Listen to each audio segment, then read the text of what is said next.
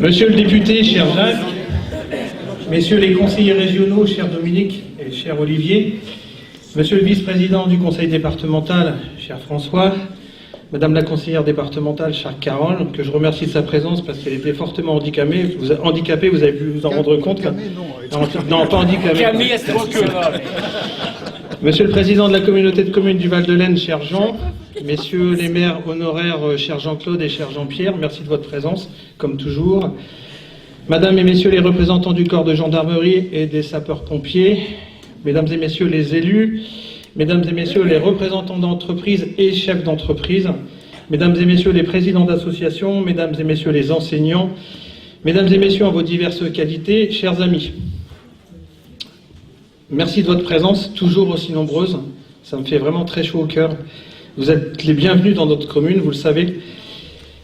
Et au nom du conseil municipal et surtout en mon nom propre, je vous souhaite pour cette année 2019, à vous tous, à vos familles et à tous ceux qui vous sont chers, mes meilleurs vœux de santé, la pleine réussite de vos projets. J'espère que cette année apportera la paix et le bonheur à chacun d'entre vous. Depuis l'élection municipale de 2014, pratiquement 5 ans se sont écoulés. Peu à peu, notre commune continue son épanouissement et sa transformation en bourg moderne. Bussy-le-Long reste une commune à taille humaine, dynamique et animée, située entre tradition et innovation.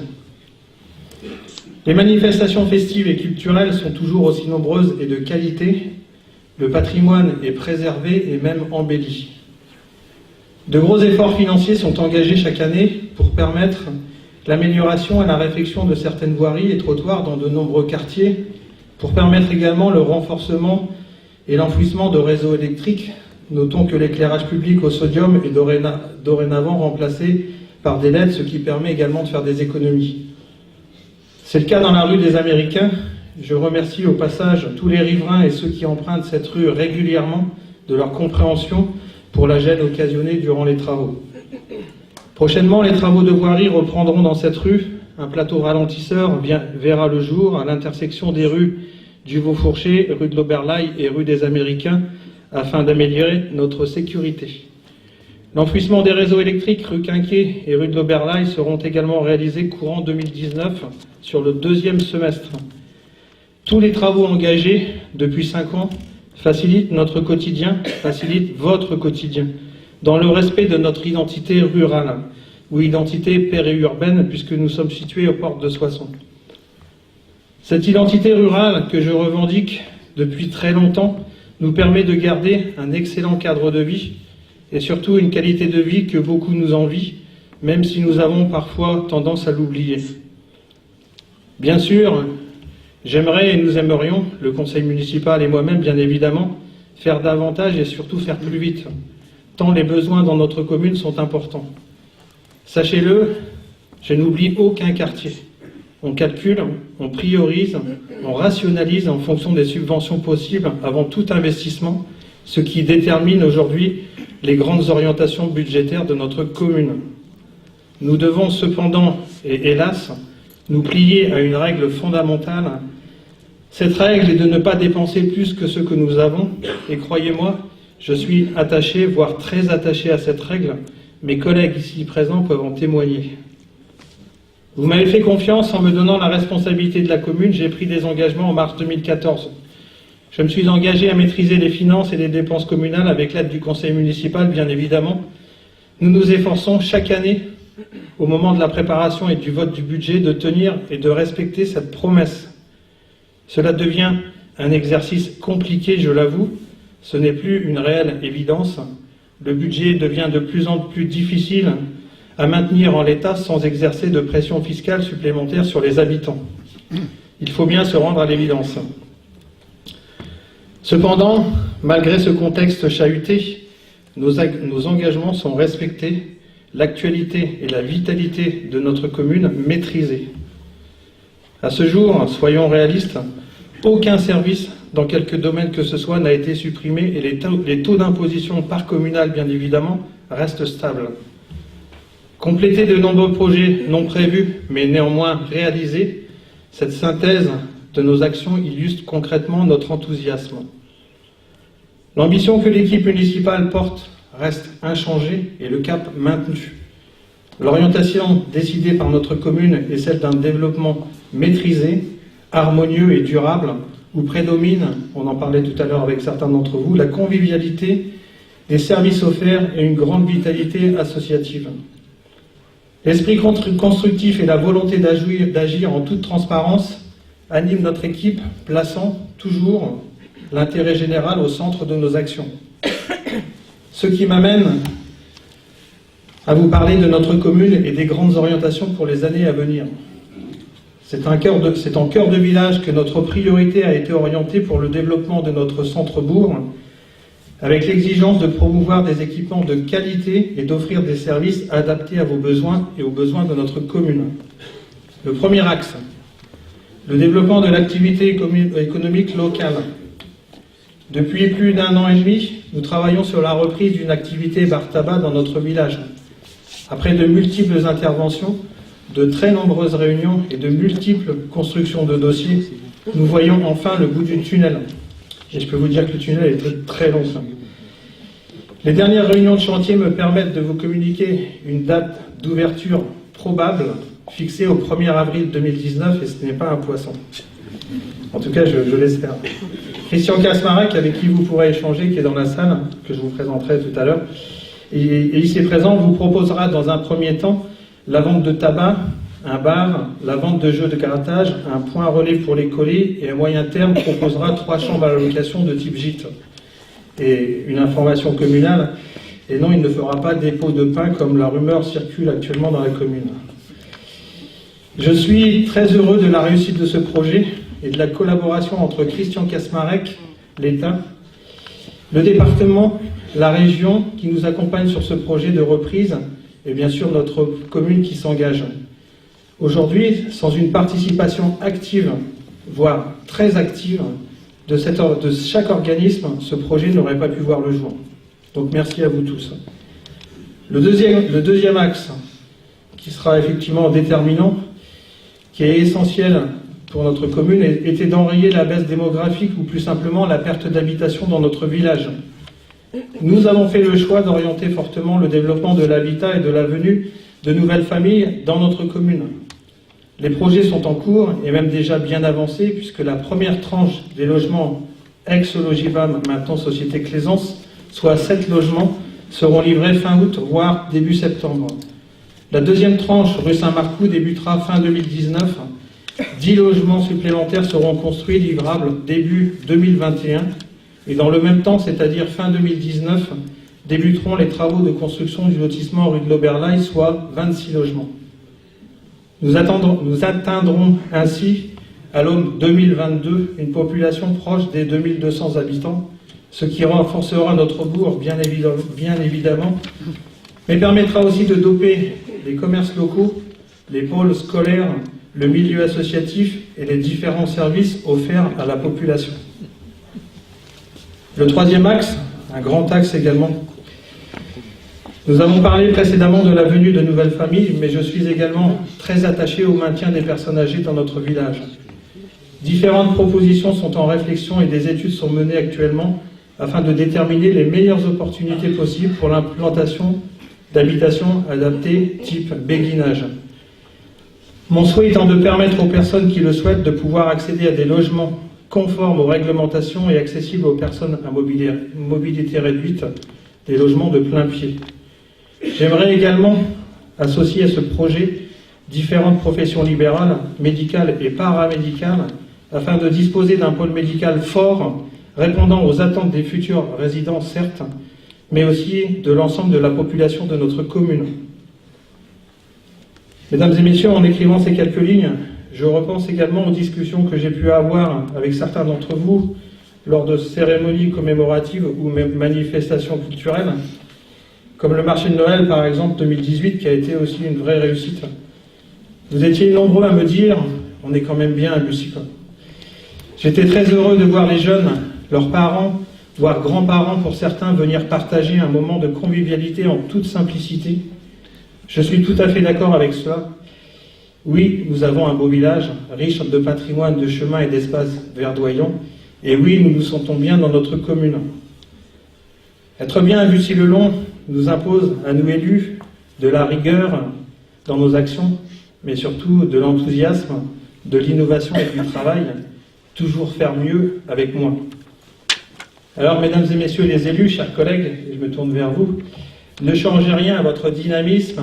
Je profite de cette prise de parole pour vous remercier de votre engagement et de votre soutien, avec des remerciements particulièrement et très appuyés aux adjoints pour leur implication. Nos missions, je le rappelle assez souvent, s'adresser à tous, s'intéresser aux cas des plus fragiles, aider les acteurs associatifs de la culture, de la solidarité ou du sport et encourager les plus entreprenants. Elles resteront encore nos priorités pour les années à venir, vous le savez bien. Nous agissons toujours pour améliorer et réaliser des projets adaptés aux besoins du plus grand nombre. Je souhaite enfin profiter de ce propos pour souligner l'investissement des agents communaux, administratifs, de services ou techniques, pour les remercier de leur engagement, de leur réactivité et de leur détermination, toujours au service de nos concitoyens, bien évidemment. Aujourd'hui, mesdames et messieurs, votre motivation doit rester intacte, une motivation intacte et forte pour engager la suite de nos projets et préparer notre commune pour les années à venir. L'accent, nous le savons tous, doit être mis sur la formation et l'adaptation de chacun et chacune d'entre vous face aux nouvelles mesures et nouvelles réformes qui s'intensifient d'année en année. J'en terminerai en m'adressant aux enseignants, aux enfants, aux parents, aux élus, aux bénévoles, aux membres d'associations et aux professionnels qui se sont impliqués sur le projet hier, aujourd'hui, demain, cérémonie de commémoration du 11 novembre 2018. Ce projet a été une véritable réussite, avec une très forte implication de vous tous. Ce moment particulier, cette commémoration riche en émotions qui nous a été offerte, restera pour nous tous et pour moi particulièrement un moment très fort de ce mandat. Un grand merci à vous tous.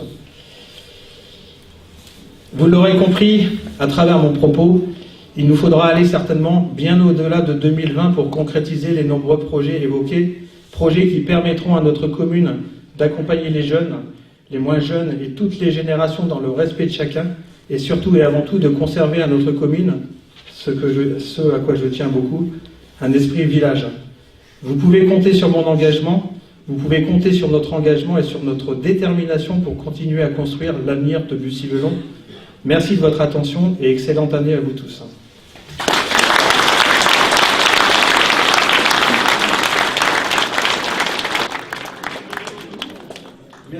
Merci à vous tous pour ces jolis discours.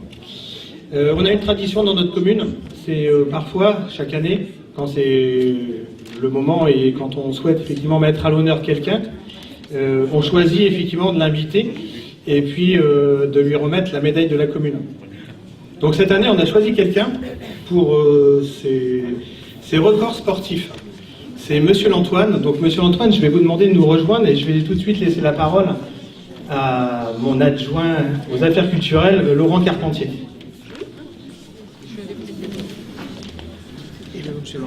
Alors Monsieur L'Antoine, il arrive avec son beau chapeau. Moi j'ai vu qu'il était venu avec son chapeau. Il savait qu'il allait être mis à l'honneur. Donc il a mis son chapeau. Parce qu'on va pouvoir lui dire chapeau Monsieur Antoine. Ça tombe bien.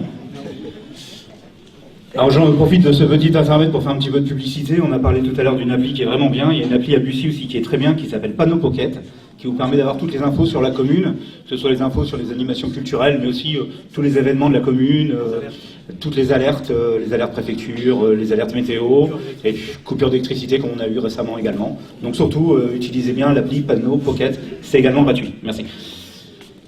Monsieur L'Antoine. Alors Monsieur L'Antoine, on se connaît un petit peu. Je connais plus vos enfants forcément, parce qu'on était à l'école ensemble. Et je vais me permettre de donner votre âge, puisque vous n'êtes pas une dame, on peut se permettre. Monsieur L'Antoine a 73 ans depuis pas très très longtemps. Monsieur L'Antoine s'est découvert une passion en accompagnant son fils, en fait, à la base. C'est le fison qui se mettait au vélo et papa accompagnait. C'est souvent comme ça que ça commence. Et puis des fois l'élève dépasse le maître, des fois le maître dépasse l'élève. Là c'est le papa qui a dépassé le fiston. Puisque le papa a un sacré palmarès. Alors je prends ma petite fiche parce que le palmarès est tellement long que je ne vais pas tous pouvoir les faire.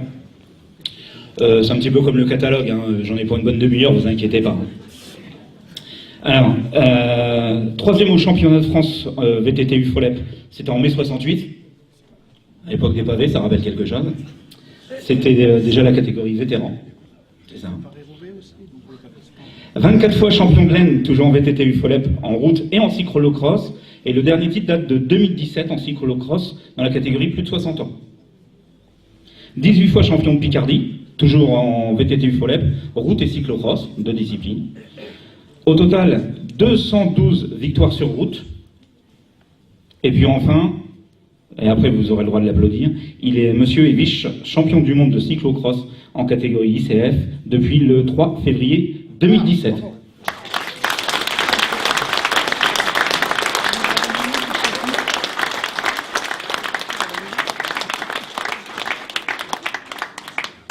Alors vous savez que tous les ans, on aime bien dans la commune, en effet, mettre les gens qui font vivre la commune à l'honneur. Là, vous représentez vraiment bien notre commune et on est très très fiers de vous offrir la médaille de la commune. Surtout que nous sommes, on le rappelle, la commune la plus sportive dans la catégorie moins de 3500 habitants de Picardie en 2013. Donc vous faites partie des gens qui nous ont permis d'avoir ce titre. Merci beaucoup, monsieur Lantin.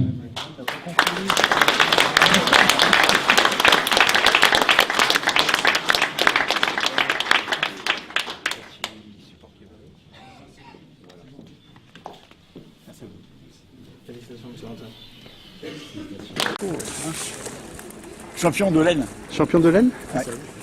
Dans la catégorie de la même que toi? Non, plus de 60. Plus de 60. D'accord, oui. Chacun sa catégorie. 73 ans? Oui. Il est encore en forme. Et vous êtes monsieur? Vous êtes monsieur Antoine Michel. L'Antoine Michel, oui. Alors là, c'est votre 23e maillot de champion de l'Aisne? Dans les 3 disciplines. C'est-à-dire le cyclocross, La route, la VTT. Tu VTT dans 3 disciplines différentes.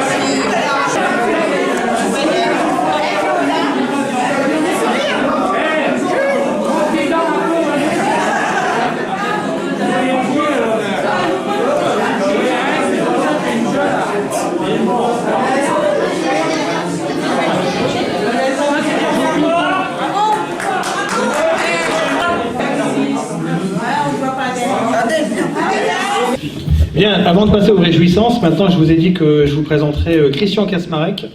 Donc Christian, si tu peux nous rejoindre. Christian Kasmarek, comme ça vous aurez un visuel sur le personnage. C'est le monsieur qui va reprendre le café en bas de la place de la mairie. Donc c'est avec lui qu'on a beaucoup travaillé pour la reprise de ce café. Donc on est ravis effectivement que Christian Kasmarek, déjà propriétaire d'un café qui s'appelle le Terminus près de la gare à Soissons, que certains d'entre vous connaissent, j'imagine. Et on est ravis de l'accueillir dans notre commune pour en tout cas construire ce joli projet. Est-ce que tu veux dire un mot? Messieurs, dames, je vais être un petit peu plus rapide que les élus parce qu'ils ont pris beaucoup de temps, donc je ne vais pas vous laisser pouvoir voter longtemps. Donc depuis 18 mois, avec Thierry, on est sur ce projet.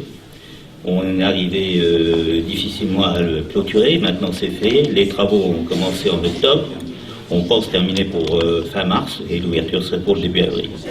Voilà, bienvenue chez nous à partir d'avril. Merci. Et je vous rappelle une nouvelle fois que sans l'accompagnement de la région, du département et de l'État, ce projet, et de la commune bien évidemment, n'aurait pas pu avoir lieu, sachant effectivement, comme tu l'as rappelé tout à l'heure Jacques, et mes collègues aussi, un lieu de vie manqué dans notre commune, et j'espère en tout cas qu'on sera nombreux en tout cas à le faire vivre, et je sais que Christian en tout cas a beaucoup de projets pour la suite, et qui va développer des activités qui vont accompagner en tout cas et rendre service à toutes les personnes, y compris je crois qu'il y aura un point relais C'est ça, il y aura un point relais pour déposer les colis et les envoyer, tout ça. Donc c'est vraiment un service offert à la population. Voilà, moi en tout cas j'en ai terminé également. Je vous invite à partager le verre de l'amitié et je suis à votre disposition pour répondre à chacune de vos questions. Merci à vous tous.